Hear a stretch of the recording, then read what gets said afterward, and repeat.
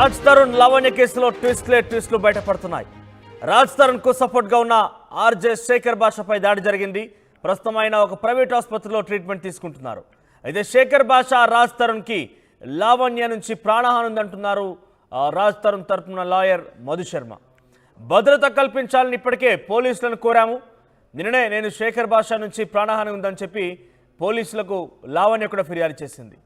ఇక పెద్ద ఎత్తున పరస్పరంగా ఒకరిపై ఒకరు ఫిర్యాదులు చేసుకుంటున్నారు. ఇక రాజ్ తరుణ్ తరపున న్యాయవాది మధు శర్మ ఇప్పటికే రాజ్ తరుణ్కి శేఖర్ భాషకి ఇద్దరికి కూడా లావణ్య నుంచి ప్రాణహాని ఉందంటూ ఫిర్యాదు చేశారు. ఆ తర్వాత నిన్న కూడా శేఖర్ భాష నుంచి తనకు ప్రాణహాని ఉందంటూ లావణ్య ఒక ఫిర్యాదు చేసింది. ఇక నాకేం జరిగినా శేఖర్ భాషనే బాధిత అంటూ లావణ్య ఫిర్యాదు చేసింది. ప్రస్తుతం మనం చూస్తున్నాం శేఖర్ భాష ఒక ప్రైవేట్ ఆసుపత్రిలో చికిత్స పొందుతున్న విజువల్స్ చూస్తున్నాం. సో ఒకసారి రాజ్ తరుణ్ తరపున లాయర్ మధు శర్మ ఆర్టీవీతో మాట్లాడారు. ఏం మాట్లాడారు చూద్దాం.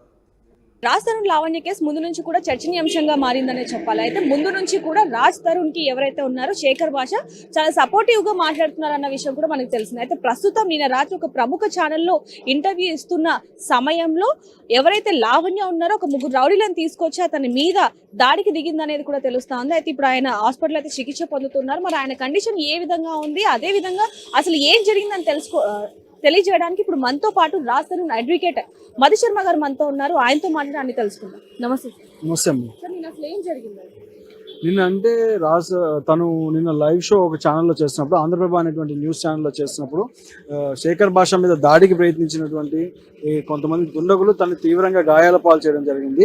అంటే అదే తరుణంలో ఆ లైవ్ షో రన్ అవుతున్నప్పుడు లావణ్య అక్కడికి అప్రోచ్ అయ్యి ఆ స్టూడియో తలుపులను బాధడం కానీ, వెరీ ఫిల్దీ లాంగ్వేజ్, అబ్యూజివ్ లాంగ్వేజ్లో మాట్లాడుతూ తను తిట్టడం కానీ, విపరీతమైన పదజాలంతో దూషించి తను తిట్టడం జరిగింది.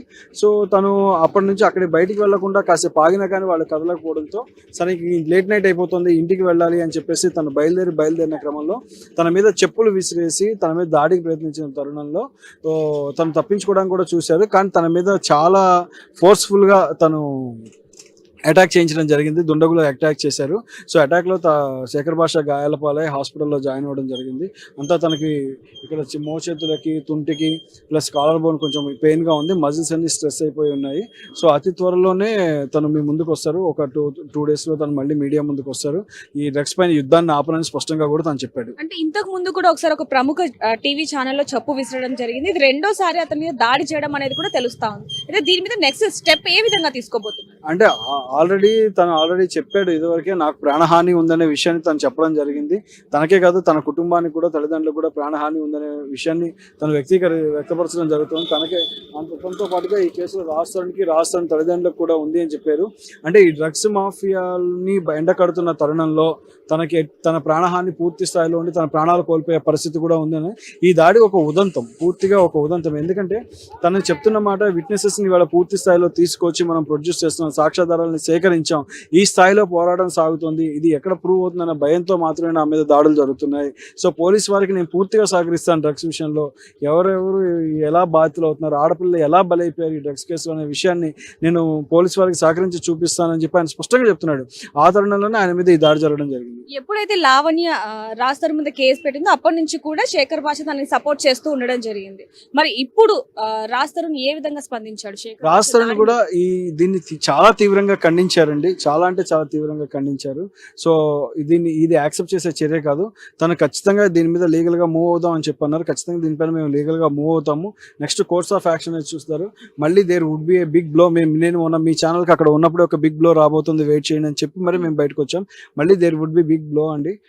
చూద్దాం ఏం జరుగుతుందో. అంటే ముందు నుంచి కూడా చూసుకుంటే ఇది లావణ్య రాజ్ తరుణ్ కేసు అనే దానికంటే డ్రగ్స్ కేసు అనేది ఇప్పుడు అనొచ్చు అంటారు. ఎందుకంటే లావణ్య ఏ విధంగా అయితే రాజ్ తరుణ్ నాకు కావాలి అని ఒకప్పుడు కేసు పెట్టింది, ఇప్పుడు వద్దు అనే దాని మీద కూడా నడుస్తా ఉంది. అయితే ఇప్పుడు ఈ డ్రగ్స్ కేసు మీద నడుస్తా ఉంది కాబట్టి ఈ విధంగా దాడికి దిగింది అనేది ఇప్పుడు మీరు చెప్పడం జరుగుతుంది. మరి రేపు పొద్దున్న రాజ్ తరుణ్ కి, అలాగే ఇప్పుడు ఎవరైతే ప్రీతి చరణ్ ఉన్నారో వీళ్ళ మీద కూడా దాడి జరిగే అవకాశం ఉంది అంటారు. ఖచ్చితంగా ఇప్పుడు ఎవరైతే ఇవాళ సాక్ష్యాలు ఇస్తామని ముందుకు వచ్చారో వాళ్ళు భయపడటానికే కదా ఇవాళ శేఖర్ భాష మీద దాడులు జరిగినాయి. అంటే సాక్ష్యాలని భయపెట్టి విట్నెసెస్ గా ఎవరైతే వస్తున్నారో వాళ్ళందరినీ భయభ్రాంతులకు గురి చేసి వాళ్ళు గనక ముందుకు రాకపోతే ఇంకా వాళ్ళ ఇష్టం, వాళ్ళు ఎంత కావాలంటే అంత చేసుకోవచ్చు. ఈ డ్రగ్స్ మాఫియా వెనకాల ఉన్న వాళ్ళందరూ వాళ్ళకి కావాల్సింది వాళ్ళు చేసుకోవచ్చు. కేవలం ఇది ఏంటంటే భయపెట్టో భయభ్రాంతులకు గురి చేసో ఆపుదామని చూస్తున్నారు. బట్ శేఖర్ భాష ఒకటే స్పష్టంగా చెప్తున్నాడు, నా యుద్ధాన్ని నేను ఆపను, దానికి కావాల్సిన లీగల్ స్టెప్స్ అని తీసుకుంటాను, ఎట్టి పరిస్థితుల్లో లీగల్గానే మూవ్ అవుతాను, మీరు ఏమన్నా చేసుకోండి, నేను సహనంగా ఉంటాను, ఏం చేయాలో అది చేస్తానని చెప్తున్నారు. మీరు చూస్తూనే ఉన్నారు ఇవాళ తన మీద ఎంత అబ్యూజివ్ లాంగ్వేజ్ వాడుతున్నారో, తన కుటుంబాన్ని ఎలా తిడుతున్నారో.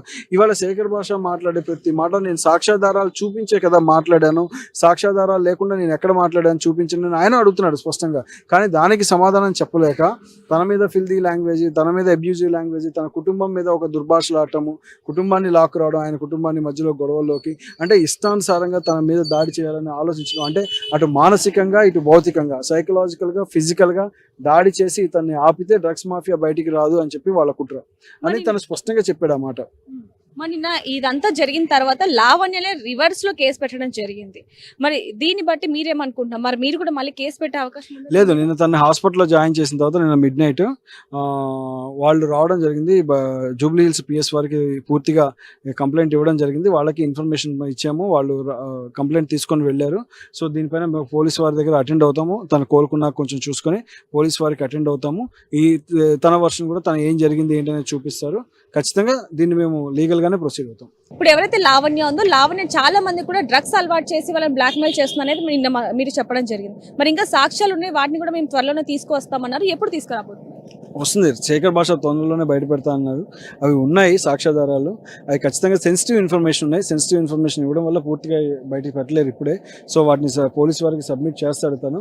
పూర్తిగా ఇందులో ఉన్న ఎవరెవరైతే ఇన్వాల్వ్ అయ్యారో వాళ్ళందరినీ బయటికి లాగుతా అని చెప్పడం జరిగింది. ఇప్పుడైతే శేఖర్ భాష మాత్రం ఏదైనప్పటికీ నేను పోరాడతాను అని చెప్పి ముందుకు తన పోరాటాన్ని కంటిన్యూ చేస్తాను, ఈ యుద్ధాన్ని మాత్రం నేను ఆపను, డ్రగ్ మాఫియాలో ఇరుక్కున్న వాళ్ళని కాపాడాలి, అనవసరమైన అమాయకులైన పిల్లలు బలైపోతున్నారు ఆడపిల్లలు డ్రగ్ మాఫియాలోని తను స్పష్టంగా చెప్తుంది. ఇవాళ కొన్ని ఛానల్స్ కానీ కొంతమంది కానీ ఒక సెట్ ఆఫ్ మీడియా కానీ అడుగుతున్నారు ఆడపిల్ల పైన పోరాటం సాగిస్తున్నారని. ఆడపిల్ల పైన పోరాటం కాదు కానీ ఆడపిల్ల వల్ల డ్రగ్ మాఫియాలో ఇరుక్కున్న ఆడపిల్లల్ని కాపాడుతున్నాడు. ఇవాళ శేఖర్ భాష కూడా సాగించే పోరాటం ఆడపిల్లల కోసం, ఇది కూడా అర్థం చేసుకోవాలి. ఎలా అమాయకులైన ఆడపిల్లలు ఇరుక్కొని వాళ్ళు బెదిరింపులకు గురవుతున్నారు, వాళ్ళ జీవితాలను ఎలా ఈ దుర్మార్గులు నాశనం చేస్తున్నారు అనేది తను స్పష్టంగా చెప్తున్నాడు. తన వర్షన్గా తను చూపిస్తున్నాడు. అంటే తను కూడా చేసేది ఆడపిల్లల కోసం అనేది అర్థం చేసుకోవాలి.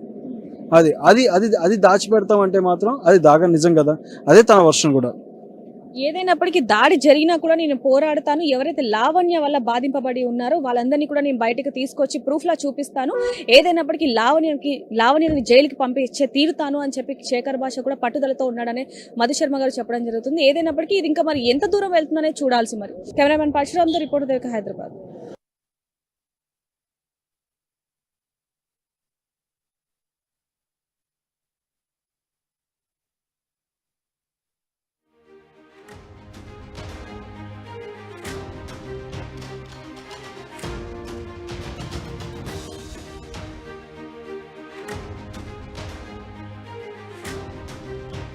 ప్రస్తుతానికైతే ఒక ప్రైవేట్ హాస్పిటల్లో శేఖర్ భాష చికిత్స పొందుతున్నాడు. తన తరపున న్యాయవాది మధుశర్మ కూడా చాలా పట్టుదలతో ఉన్నాడు. ఏ రకంగానే కూడా పూర్తి స్థాయి ఆధారాలు ఉన్నాయి. త్వరలోనే శేఖర్ భాష కోలుకున్నాక పోలీసులకు సమర్పిస్తాము, లావణ్యని జైలుకి పంపించడమే ముఖ్య లక్ష్యంగా చెప్తున్నారు. ఒకసారి లావణ్య కూడా శేఖర్ భాషపై ఫిర్యాదు చేసింది. శేఖర్ భాష నుంచి తనకు ప్రాణహాని ఉంది, శేఖర్ భాష తనపై దాడి చేసినట్టు కూడా కంప్లైంట్ చేసింది. ఒకసారి లావణ్య వర్షన్ విందాం మనం.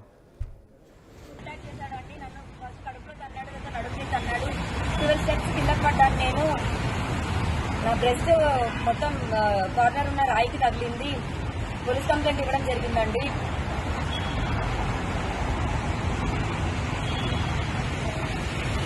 ఇంతవరకు మాటల్లో ఉన్న శేఖర్ భాష ఇప్పుడు నన్ను చంపేస్తానని ఈ అమ్మాయిని మాట్లాడుతున్నాడు.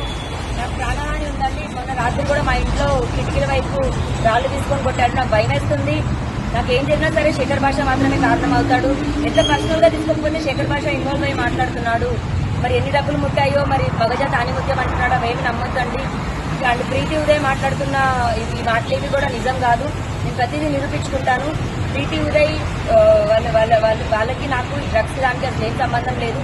ఒక డ్రగ్ కేసు అన్నది ఇన్వాల్వ్ చేసి నన్ను ప్రిజన్ కి పంపించి దాని నుంచి నన్ను బయటికి రాకుండా పీడీ యాక్ట్ అన్న సెక్షన్ వేయించి నన్ను జైల్లో ఉంచాలన్నదే వాళ్ళ ప్లాన్. నేను జైల్లో ఉన్నప్పుడు ఇల్లు ఖాళీ చేసేసి కుక్కల పిల్లలు రోడ్డు మీద వదిలేసి రాస్తారు, వీటి ఇంటి తాళాలు వేయాలన్నది శేఖర్ భాష నా మీద ఛాలెంజ్ చేస్తున్నాడు. ఇందాక కూడా నన్ను తట్టున్నప్పుడు కూడా నీ అమ్మ నువ్వు జైలుకి వెళ్తావు, నీ అమ్మ నేను చంపి పడదొక్కుతా అని మాట్లాడుతున్నాడండి. శేఖర్ భాష ఇంత ఇన్వాల్వ్ అయ్యి మాట్లాడడం కరెక్ట్ కాదు. నాకు ఏమున్నా సరే రాస్తారంతో చూసుకుంటాను. శేఖర్ భాషను దయచేసి ఎంకరేజ్ చేయొద్దండి. అతను అంత క్రిమినల్ మైండెడ్ గా మాట్లాడుతున్నాడు. ఫిజికల్ గా నా పైన అటాక్ చేసి కాల్తో అన్నాడు అండి. కంప్లైంట్ ఇవ్వడం అనేది జరిగింది. రేపు పొద్దున ఎఫ్ఐఆర్ నమోదు చేస్తున్నారు. శేఖర్ భాష